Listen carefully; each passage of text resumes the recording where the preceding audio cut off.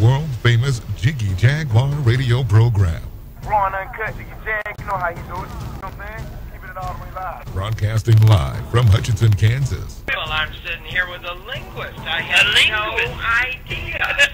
I didn't know you were, but I didn't know that you were a wordsmith. Call Jiggy right now. 267-22-JIGGY. Teddy Fun. Hey, Jiggy, what's happening, man? Reminds me of that David Bowie song. Jiggy play guitar. Jeff, it's a great name, man. Thanks so much for having me on the show. Presenting I'm Mike Massey, and you can catch me on Jiggy Jag TV and see a few of my trick shots there. Thank you very much. Jiggy Jaguar. I never knew what freedom was until I saw you lose yours. Welcome to the Friday edition of the world-famous Jiggy Jaguar radio program. Today, live as live can get on the Starcom radio network. Also, RadioZenu.com, as well as 50-plus stations across the U.S. and Canada. We're going to go to the phones here in just a few moments. One of the guys from Twisted is going to join us here in a few moments. I tell you, I love Twisted. I've been excited to talk to these guys all day long. Let's go to the telephones. Who do we have with us today? What's going on, brother? How are you? I am excellent. I am in an alley behind the rickshaw, which is in Vancouver, and I am surrounded by zombies who are all hopped up on meth and what else they can offer them in these brutal alleys. And I feel like I'm at home. Hey, I'll tell you, they always talk about Canada as the Great White North, baby. Man, I'm telling you, the way they've treated us here has been amazing.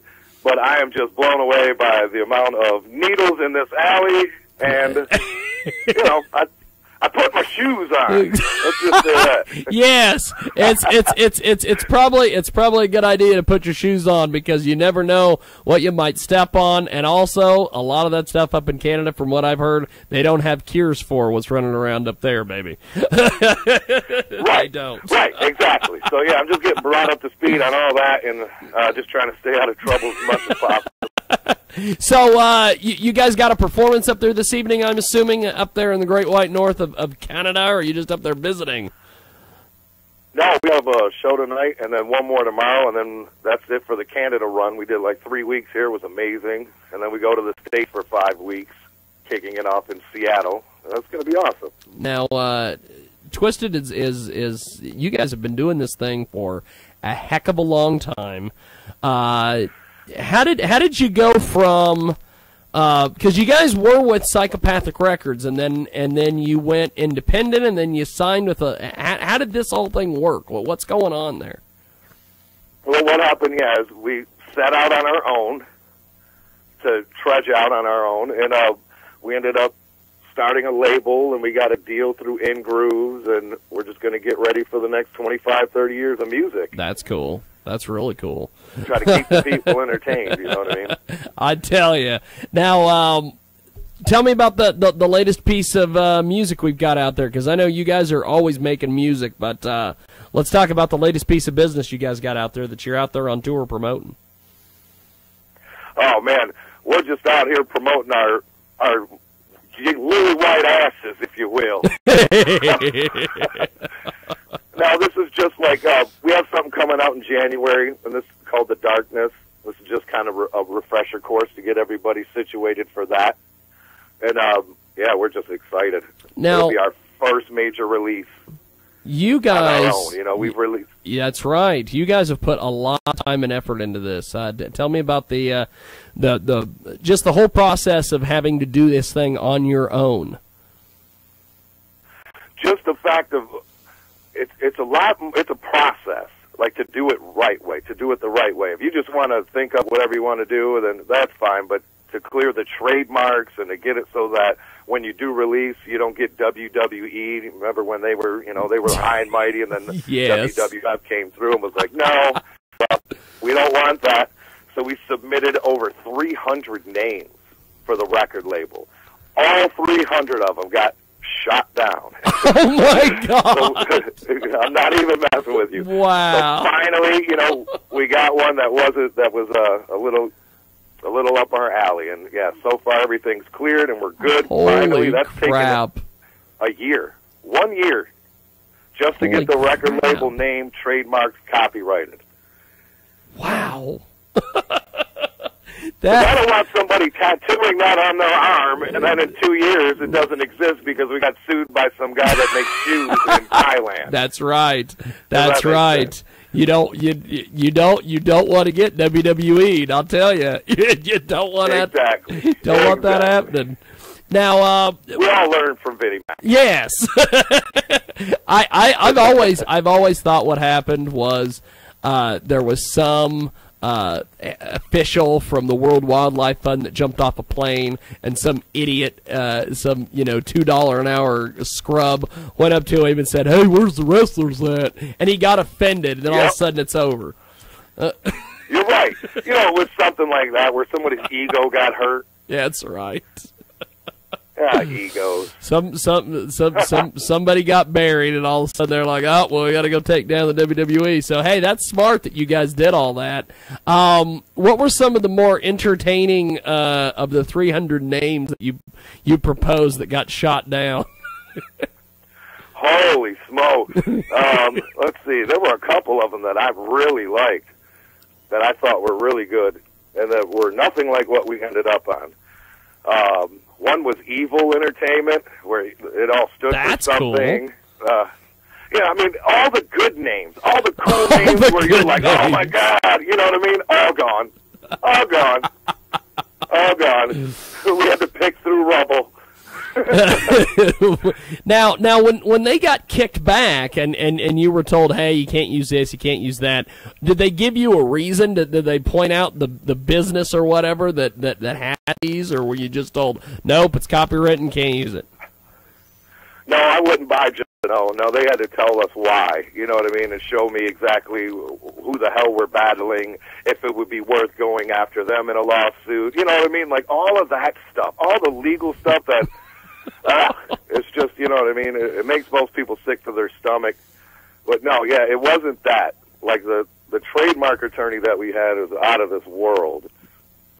That's so cool. he made sure. That's it. They just knew that that's cool. what it was. It's going to be here forever, so make sure that it can be here forever. There you go, because, yeah, you don't want to have a situation. Now, how are the fans reacting to you guys being independent and all these different things? Because I know that your fans are very, very loyal. I have been to a few of your concerts, and these guys will die for you guys. Yes, our fans are more like family. Yes. If that makes any sense. Yep, It's like a bunch of cousins and brothers that you see maybe once or twice a year. But, everybody, I think a lot of people were just nervous. They didn't understand it, why we were leaving. We couldn't really get into the logistics because, the paperwork that we had to sign to get our written release.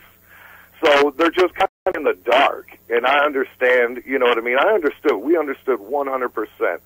But we just wanted to show them that the only things changed on our end. It's just a different address. That's it.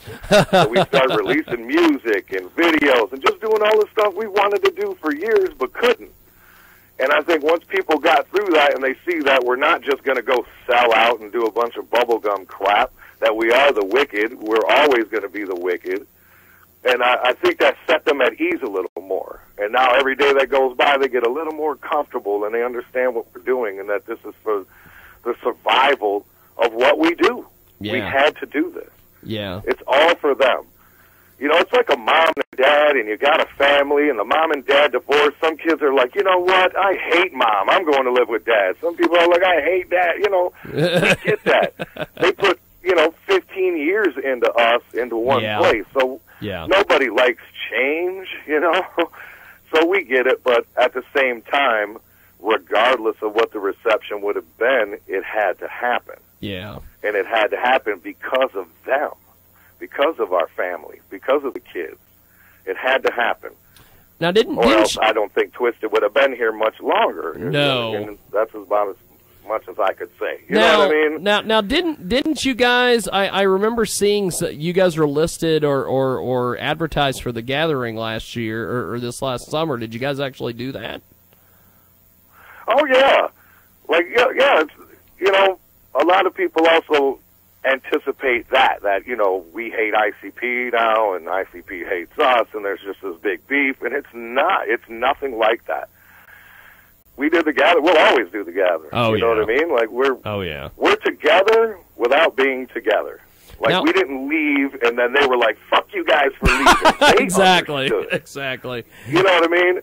Like, they completely 100%, they understood. Did they like it? No, nobody likes change, like I said. But they understood it. They got it. You know what I mean?